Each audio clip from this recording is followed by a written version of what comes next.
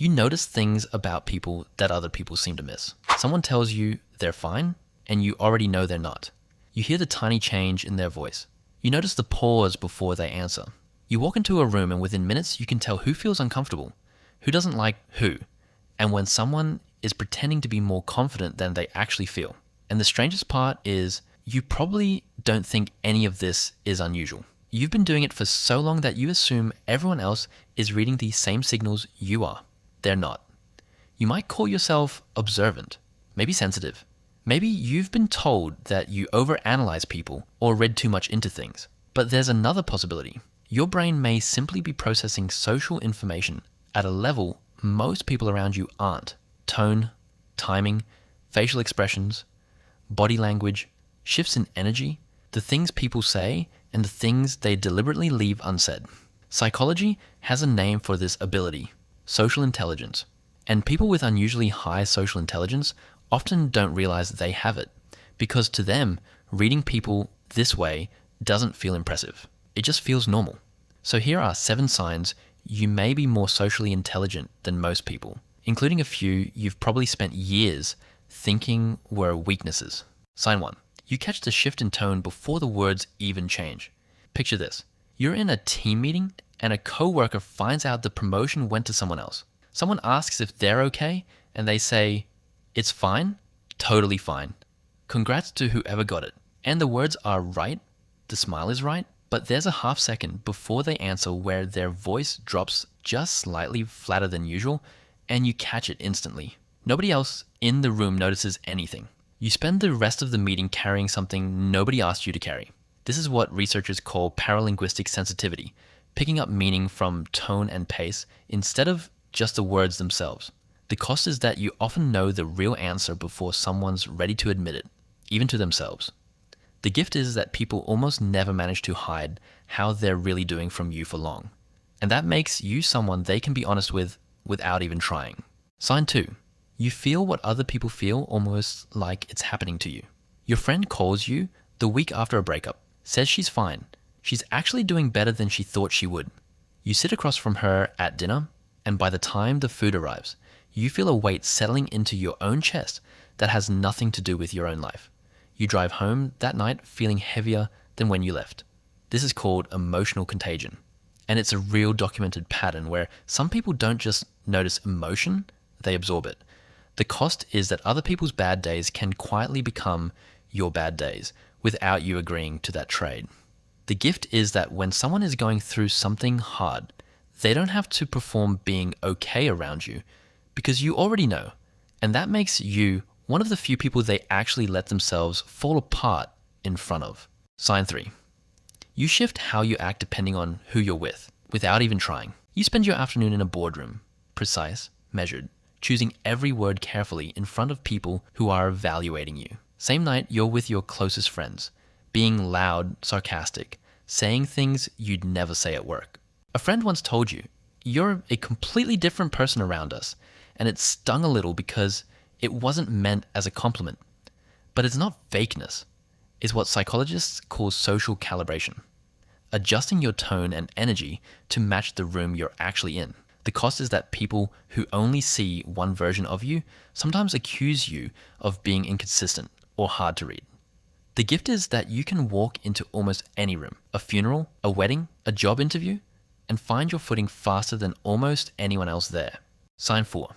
You remember small details about people that they never expected you to catch. Months after a coworker mentioned in passing that her mom was having surgery, you run into her at a work event and ask how her mom's recovery is going.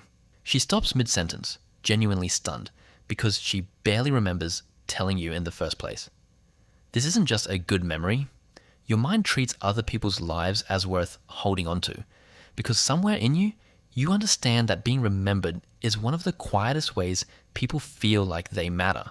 The cost is the mental weight of carrying details other people have already let go of about themselves. The gift is that you make people feel seen in a way most of them have never quite felt before, and they remember that, even if they can't explain why. If you've made it this far and 2 or 3 of these already felt uncomfortably specific, I want you to hear this clearly. You're not imagining this, and you're not too much. This is a real, well-documented pattern, not a personality flaw. Drop the number of the sign that hit closest to home in the comments and stay with me, because the next 3 go even deeper into how this pattern has shaped the way you move through the world. Sign 5. You can tell when someone's words and their body don't match. Your partner says, "I'm not mad." Arms crossed, jaw tight, eyes on the phone instead of on you. You know immediately that's not true. And 3 days later, after enough silence, they finally admit you were right. This is called incongruence detection, catching the gap between what someone says and everything else they're communicating at the same time. Most people take the words at face value. You never really could. The cost is a specific kind of loneliness that comes from knowing a truth someone else hasn't admitted to themselves yet and having to wait it out. The gift is that people can't easily perform for you, which means the relationships you do have are built on something real, not a script. Sign 6. You know exactly when to speak and when to stay quiet. At a bar with friends, the conversation turns tense after someone brings up something they shouldn't have. You feel the room shift and land the exact joke that breaks it. Not too soon, not too late. A week later, a different friend is venting about their job, and this time you say almost nothing because you can tell they don't want advice, they just want to be heard. Nobody taught you this. It came from years of quietly studying how people respond to you and adjusting without ever deciding to. The cost is the constant, invisible effort of reading a room that most people walk into without a second thought. The gift is that people trust you in conversations precisely because you almost never get the timing wrong. Sign 7. You can predict how someone is going to react before they do. A friend introduces you to their new business partner, and within 20 minutes of the conversation, you already have a quiet, uneasy certainty about how this ends. You don't say anything, because what would you even say? A year later, it falls apart exactly the way you knew it would. This connects to what psychologists call theory of mind, the ability to model what someone else is thinking and feeling as something separate from your own thoughts and feelings. Most people have a basic version of this. You run an advanced one almost constantly, which is why very few conversations catch you off guard. The cost is that being right, this often is isolating because you're carrying conclusions nobody asked you to reach. The gift is that this same ability is the foundation of real empathy, the kind that actually understands people, instead of just feeling sorry for them from a distance. Here's what's strange about all 7 of these signs. They're almost always misread by the people who don't have them. The person who catches every tone shift gets called too sensitive. The person who absorbs other people's emotions gets called dramatic. The person who calibrates to every room gets called fake or two-faced. The person who remembers everything gets called intense. The person who sees through people gets called judgmental. The person who knows exactly when to speak gets called quiet or reserved, when really they're just choosing their moments. The person who predicts outcomes before anyone else does gets called negative, when they're usually just early. None of those labels were ever accurate. They were just what happens when a rare skill doesn't have a name yet. If you recognize yourself in 4 or more of these 7 signs, what you have isn't overthinking, and it isn't being too much.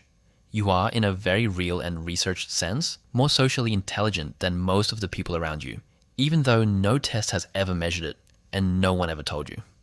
The world tends to reward whoever talks the loudest, but the ability to actually read a room, to sense what's unsaid, to understand people at this level, is a quieter kind of power.